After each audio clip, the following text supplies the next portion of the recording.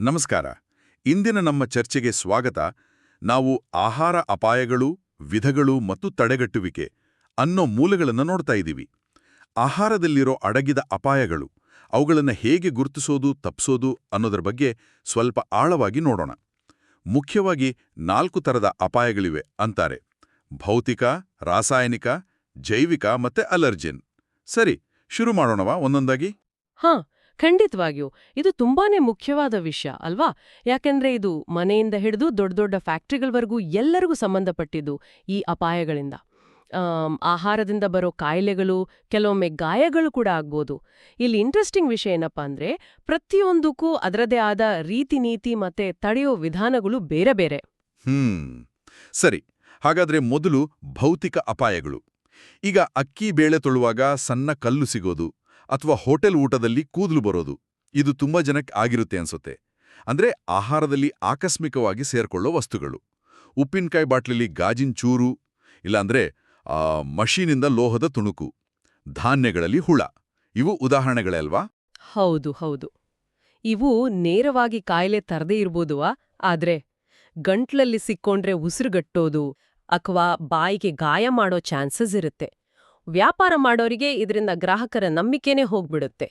ಇದನ್ನ ತಪ್ಪಿಸೋಕೆ ಜರಡಿ ಹಿಡಿಯೋದು, ಅಡಿಗೆ ಮಾಡೋರು ಹೇರ್ನೆಟ್ಸ್ ಹಾಕ್ಕೊಳ್ಳೋದು, ಮತ್ತೆ ಒಳ್ಳೆ ಸ್ವಚ್ಛತಾ ಕ್ರಮಗಳನ್ನ ಪಾಲಿಸೋದು, ಇವೆಲ್ಲ ತುಂಬಾ ಇಂಪಾರ್ಟೆಂಟ್. ಹೌದು. ಭೌತಿಕ ವಸ್ತುಗಳನ್ನ ಬಹುಶಃ ಗುರುತಿಸೋದು ಸ್ವಲ್ಪ ಸುಲಭ ಅನ್ಸುತ್ತೆ. ಆದರೆ ಕಣ್ಣಿಗೆ ಕಾಣಿಸದ ಆ ರಾಸಾಯನಿಕ ಅಪಾಯಗಳ ಬಗ್ಗೆ, ಅವುಗಳ ಬಗ್ಗೆ ಏನು ಹೇಳ್ತೀರಿ? ಹಾ, ಅದು ಮುಂದಿನ ದೊಡ್ಡ ಚಾಲೆಂಜ್. ಈಗ ಹಣ್ಣು ತರಕಾರಿಗಳ ಮೇಲೆಲ್ಲ ಕೀಟನಾಶಕ ಉಳಿದಿರುತ್ತೆ. ಸ್ವೀಟ್ಸ್ಗೆಲ್ಲ ಫುಡ್ ಗ್ರೇಡ್ ಅಲ್ಲದ ಬಣ್ಣ ಹಾಕ್ತಾರೆ. ಉದಾಹರಣೆಗೆ ಸಿಲ್ವರ್ ಫಾಯಿಲ್ ತರ ಕಾಣೋ ಅಲ್ಯೂಮಿನಿಯಂ ವರ್ಕ್, ಅಥವಾ ಪಾತ್ರೆಗಳನ್ನ ಸರಿ ತೊಳೆದೇ ಇದ್ರೆ ಸೋಪು, ಫಿನೈಲ್, ಬ್ಲೀಚ್ ಅಂಶ ಉಳಿದ್ಬಿಡೋದು. ಹೌದು. ಇದೆಲ್ಲ ಡೇಂಜರಸ್ಸೇ. ಅಷ್ಟೇ ಅಲ್ಲ, ಮೀನು ಕೆಡಬಾರ್ದು ಅಂತ ಫಾರ್ಮಾಲಿನ್ ಹಾಕೋದು ಕೂಡ. ಕೆಲವೆಡೆ ಕೇಳಿ ಬಂದಿದೆ, ಪಾತ್ರೆ ತೊಳೆಯೋ ಲಿಕ್ವಿಡ್ ಕೂಡ ಸರಿಯಾಗಿ ತೊಳೆದಿದ್ರೆ ಉಳಿದ್ಬಿಡ್ಬೋದು. ಫಾರ್ಮಾಲಿನ್ ಅಂದಾಗ ಸ್ವಲ್ಪ ಭಯ ಆಗುತ್ತೆ. ಇದನ್ನ ಗ್ರಾಹಕರು ಗುರುತಿಸಕ್ಕಾಗುತ್ತಾ ಅಥವಾ ಏನ್ ಮಾಡ್ಬೇಕು ತಡೆಯೋಕೆ? ಗ್ರಾಹಕರಿಗೆ ಇದು ಕಷ್ಟ, ತುಂಬಾ ಕಷ್ಟ. ಅದಕ್ಕೆ ಹೇಳೋದು, ಆದಷ್ಟೋ ಆಥರೈಸ್ಡ್ ಮಾರಾಟಗಾರರಿಂದ, ಮುಖ್ಯವಾಗಿ FSSAI ಲೈಸೆನ್ಸ್ ಇದ್ಯಾ ನೋಡಿ ತಗೊಳ್ಳೋದು ಬೆಟರ್. ಇನ್ನು ಆಹಾರ ತಯಾರಿಸೋ ಜಾಗಗಳಲ್ಲಿ ಕ್ಲೀನಿಂಗ್ ಕೆಮಿಕಲ್ಸ್ನ ಹೇಗೆ ಸೇಫ್ ಆಗಿ ಬಳಸಬೇಕು, ಹೇಗೆ ಸ್ಟೋರ್ ಮಾಡಬೇಕು ಅಂತ ಸಿಬ್ಬಂದಿಗೆ ಟ್ರೈನಿಂಗ್ ಕೊಡೋದು ಮಸ್ಟ್. ಸರಿ. ಈಗ ರಾಸಾಯನಿಕಗಳ ನಂತರ ಆಹಾರ ವಿಷ ಆಗೋಕೆ ಅತಿ ಸಾಮಾನ್ಯ ಕಾರಣ ಅಂತ ಹೇಳ್ತಾರಲ್ಲ, ಆ ಜೈವಿಕ ಅಪಾಯಗಳು. ಹಾ, ಖಂಡಿತ. ಇವು ಆಕ್ಚುಲಿ ಕಣ್ಣಿಗೆ ಕಾಣಿಸೋಲ್ಲ. ಸೂಕ್ಷ್ಮಾಣುಜೀವಿಗಳು ಅಂದ್ರೆ ಬ್ಯಾಕ್ಟೀರಿಯಾ, ವೈರಸ್, ಫಂಗಸ್, ಪ್ಯಾರಸೈಟ್ಸ್ ಈ ತರಹ. ಉದಾಹರಣೆಗೆ ಸರಿಯಾಗಿ ಬೇಯಿಸಿದ ಮಾಂಸ, ಬರ್ಗರ್, ಅದರಲ್ಲಿ ಕೋಲೆ ಇರ್ಬೋದು. ಅರ್ಧ ಬೆಂದ ಮೊಟ್ಟೆಗಳಲ್ಲಿ ಸಾಲ್ಮೊನೆಲ್ಲಾ. ಹಾಲು ತುಂಬಾ ಹೊತ್ತು ಹೊರಗಿಟ್ರೆ ಕೆಟ್ಟೋಗುತ್ತಲ್ಲ, ಅದು ಬ್ಯಾಕ್ಟೀರಿಯಾ ಬೆಳೆದಿರೋದ್ರಿಂದ.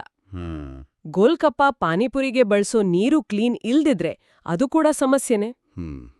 ಈ ಸೂಕ್ಷ್ಮಾಣುಜೀವಿಗಳು ಇಷ್ಟು ಬೇಗ ಹೇಗೆ ಪ್ರಾಬ್ಲಮ್ ಆಗ್ತವೆ? ಮೇನ್ ಆಗಿ ಟೆಂಪರೇಚರ್ ಕಾರಣ. 5 ಡಿಗ್ರಿಯಿಂದ 60 ಡಿಗ್ರಿ ಸೆಲ್ಸಿಯಸ್ ಇದೆಯಲ್ಲ, ಆ ರೇಂಜ್, ಅದನ್ನ ಡೇಂಜರ್ ಝೋನ್ ಅಂತ ಕರಿತೀವಿ. ಯಾಕಂದ್ರೆ ಈ ಟೆಂಪರೇಚರ್ನಲ್ಲಿ ಬ್ಯಾಕ್ಟೀರಿಯಾಗಳು ಎಷ್ಟು ಬೇಗ ಬೆಳೀತವೆ ಅಂದ್ರೆ ಕೆಲವೊಂದು 20 ನಿಮಿಷಕ್ಕೆ ಡಬಲ್ ಆಗ್ತಾ ಹೋಗ್ತವೆ.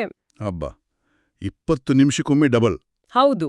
ಅದಕ್ಕೆ ಕೈಗಳನ್ನ ಚೆನ್ನಾಗಿ ತೊಳೆಯೋದು, ಆಹಾರನ ಪೂರ್ತಿಯಾಗಿ ಬೇಯಿಸೋದು, ಮುಖ್ಯವಾಗಿ ಮಾಂಸ, ಬಿಸಿ ಆಹಾರನ ತಕ್ಷಣ ಫ್ರಿಡ್ಜ್ನಲ್ಲಿಡೋದು, ಮತ್ತೆ ಕಚ್ಚಾ ಪದಾರ್ಥಗಳಿಂದ ಬೇಯಿಸಿದ ಆಹಾರಕ್ಕೆ ಬ್ಯಾಕ್ಟೀರಿಯಾ ಹರಡದ ಹಾಗೆ ನೋಡ್ಕೊಳ್ಳೋದು.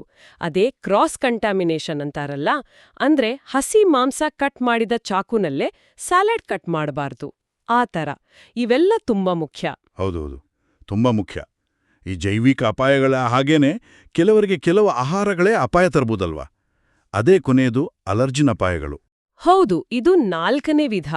ಕೆಲವು ಆಹಾರಗಳಲ್ಲಿರೋ ಪ್ರೋಟೀನ್ ಅಂಶಕ್ಕೆ ಕೆಲವರ ದೇಹ ಒಂಥರ ಅತಿಯಾಗಿ ಪ್ರತಿಕ್ರಿಯಿಸುತ್ತೆ. ನಮ್ಮಲ್ಲಿ ಹಾಲು, ಪೆಡ, ಪನೀರಲ್ಲಿರುತ್ತೆ.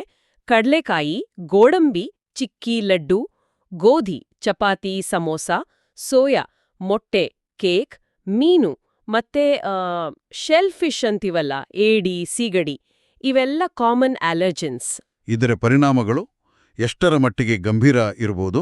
ಸಣ್ಣ ಪ್ರಮಾಣ ತಿಂದ್ರೂ ಕೂಡ ಕೆಲವರಿಗೆ ಚರ್ಮದ ಮೇಲೆ ದದ್ದು, ವಾಂತಿಯಿಂದ ಹಿಡಿದು ಉಸಿರಾಟಕ್ಕೆ ತೊಂದರೆ ಆಗಿ ಅನಾಫಿಲಾಕ್ಸಿಸ್ ಅನ್ನೋ ಜೀವಕ್ಕೆ ಅಪಾಯ ತರುವ ಸ್ಥಿತಿಗೂ ಹೋಗಬಹುದು.